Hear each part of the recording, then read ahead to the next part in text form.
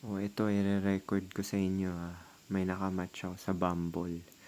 Ito ang patunay na importante sa mga bata ang looks.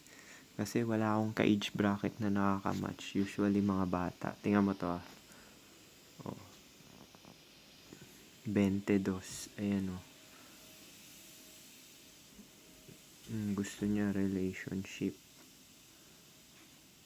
Pero syempre, hindi ako maasa na i-message ako niyan. Kasi marami ang nakaka-match na mas may tsura pa sa akin. Ayan, pwede na, pero hindi ako umasa dito.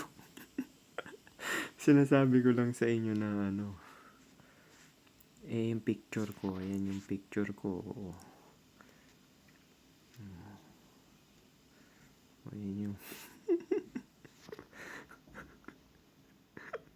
mukhang musmus, diba?